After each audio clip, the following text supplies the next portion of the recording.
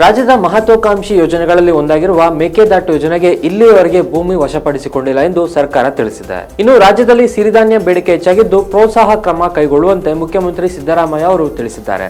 ಈ ಎಲ್ಲಾ ಸುದ್ದಿಗಳ ವಿವರ ನೋಡೋಣ. ಮೊದಲಿಗೆ ಮುಖ್ಯಾಂಶಗಳು. ಮೇಕೆದಾಟು ಯೋಜನೆಗೆ ಇಲ್ಲಿಯವರೆಗೆ ಭೂಮಿ ಪಡೆದಿಲ್ಲ ಸರ್ಕಾರ. ಹೆಚ್ಚಿದ ಸಿರಿಧಾನ್ಯ ಬೇಡಿಕೆ, ಕೃಷಿ ಇಲಾಖೆಗೆ ಸೂಚನೆ ನೀಡಿದ ಸಿಎಂ. ಸಿರಿಧಾನ್ಯಕ್ಕೆ ಬೃಹತ್ ಮಾರುಕಟ್ಟೆ ಕಲ್ಪಿಸಲು ಆಸಿಯಾಸ್ ಭಾರತ ಸಿರಿಧಾನ್ಯ ಉತ್ಸವ. ಬೆಂಗಳೂರು ಸೇರಿ ವಿವಿಧ ಜಿಲ್ಲೆಗಳಲ್ಲಿ ಹಗುರ ಮಳೆ, ಚಳಿ, ಒಣಹವೆ. ಹವಾಮಾನ ವರದಿ. ನರೇಗಾ ಯೋಜನೆಯಡಿ 100 ದಿನದ ಬದಲು 150 ದಿನ ಪ್ರಸ್ತಾವನೆ. ಮಹತ್ವಾಕಾಂಕ್ಷಿ ಯೋಜನೆಗಳಲ್ಲಿ ಒಂದಾಗಿರುವ ಮೇಕೆದಾಟು ಯೋಜನೆಗೆ ಇಲ್ಲಿಯವರೆಗೆ ಭೂಮಿ ವಶಕ್ಕೆ ಪಡೆದುಕೊಂಡಿಲ್ಲ ಎಂದು ಸರ್ಕಾರ ತಿಳಿಸಿದೆ. ಮೇಕೆದಾಟು ಯೋಜನೆ ಸಕ್ಷಮ ಪ್ರಾಧಿಕಾರಗಳಿಂದ ಅಗತ್ಯ ತಿರುವಳಿ ಅನುಮೋದನೆ ಪಡೆದು ಯೋಜನೆ ಅನುಷ್ಠಾನಗೊಳಿಸುವುದಾಗಿ ಉಪಮುಖ್ಯಮಂತ್ರಿ ಡಿಕೆ ಶಿವಕುಮಾರ್ ತಿಳಿಸಿದ್ದಾರೆ. ಈ ಸಂಬಂಧ ವಿಧಾನ ಪರಿಷತ್ನಲ್ಲಿ ಮಾತನಾಡಿರುವ ಅವರು, ಮೇಕೆದಾಟು ಯೋಜನೆಗೆ ಇಲ್ಲಿಯವರೆಗೆ ಯಾವುದೇ ಭೂಮಿ ವಶಪಡಿಸಿಕೊಳ್ಳಲ್ಲ ಎಂದು ಸ್ಪಷ್ಟಪಡಿಸಿದ್ದಾರೆ.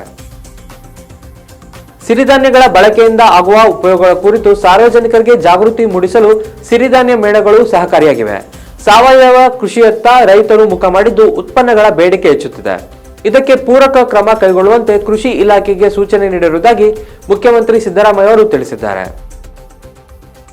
ಸಿರಿಧಾನ್ಯಕ್ಕೆ ಬೃಹತ್ ಮಾರುಕಟ್ಟೆ ಕಲ್ಪಿಸುವ ಉದ್ದೇಶದಿಂದ ಕೇಂದ್ರ ಕೃಷಿ ಸಚಿವ ಅರ್ಜುನ್ ಮುಂಡಾ ಅವರು ನವದೆಹಲಿಯಲ್ಲಿ ಗುರುವಾರ ಆಸಿಯಾನ್ ಭಾರತ ಸಿರಿಧಾನ್ಯ ಉತ್ಸವ ಉದ್ಘಾಟಿಸಿದರು.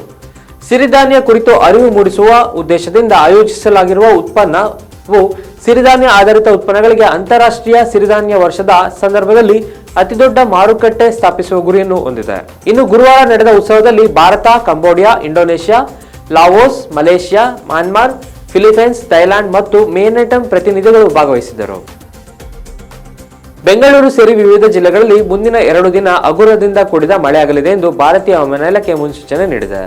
ಶುಕ್ರವಾರ ಹಾಗೂ ಗುರುವಾರ ದಕ್ಷಿಣ ಒಳನಾಡಿನ ಒಂದೆರಡು ಕಡೆಗಳಲ್ಲಿ ಮಳೆಯಾಗಲಿದೆ.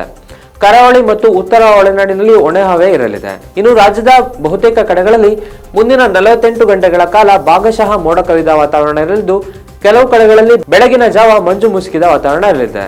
ಗರಿಷ್ಠ ಉಷ್ಣಾಂಶ 27 ಡಿಗ್ರಿ ಸೆಲ್ಸಿಯಸ್, ಕನಿಷ್ಠ ಉಷ್ಣಾಂಶ 18 ಡಿಗ್ರಿ ಸೆಲ್ಸಿಯಸ್ ಇರುವ ಬಹಳಷ್ಟು ಸಾಧ್ಯತೆ ಇದೆ ಎಂದು ಭಾರತೀಯ ಹವಾಮಾನ ಇಲಾಖೆ ಮುನ್ಸೂಚನೆ ನೀಡಿದೆ. ಕರ್ನಾಟಕದ 31 ಜಿಲ್ಲೆಯ 195 ತಾಲೂಕುಗಳಲ್ಲಿ ಬರಗಾಲ ಎದುರಾಗಿರುವ ಹಿನ್ನೆಲೆಯಲ್ಲಿ ಮಹಾತ್ಮ ಗಾಂಧಿ ರಾಷ್ಟ್ರೀಯ ಉದ್ಯೋಗ ಖಾತರಿ ಯೋಜನೆಯಲ್ಲಿ ಕೃಷಿ ಕೂಲಿ ಕಾರ್ಮಿಕರಿಗೆ ಉದ್ಯೋಗ ಕಲ್ಪಿಸುವ 100 ದಿನಗಳನ್ನು 150 ದಿನಗಳಿಗೆ ಹೆಚ್ಚಿಸಲು ಮನವಿ ಮಾಡಲಾಗಿತ್ತು. ಇದಕ್ಕೆ 18 ಕೋಟಿ ನೀಡಲು ಸಹ ಕೇಂದ್ರಕ್ಕೆ ಈಗಾಗಲೇ ಹಲವು ಬಾರಿ ಮನವಿ ಸಲ್ಲಿಸಲಾಗಿದ್ದರೂ ಸೂಕ್ತ ಸ್ಪಂದನೆ ಸಿಕ್ಕಿಲ್ಲ ಎಂದು ಸಚಿವ ಪ್ರಿಯಾಂಕ ಖರ್ಗೆ ತಿಳಿಸಿದ್ದಾರೆ. ಈ ಹಿನ್ನೆಲೆಯಲ್ಲಿ ರಾಜ್ಯ ಸರ್ಕಾರದಿಂದ ಈ ಕುರಿತು ಮರು ಪ್ರಸ್ತಾವನೆ ಸಲ್ಲಿಸಲಾಗುವುದು ಎಂದು ಅವರು ಹೇಳಿದ್ದಾರೆ. ಇದು ಇಂದಿನ ಪ್ರಮುಖ ಸುದ್ದಿಗಳು. ನಿರಂತರ ಸುದ್ದಿಗಾಗಿ ಕೃಷಿ ಜಾಣ ಕನ್ನಡ ನೋಡಿ. ಧನ್ಯವಾದ.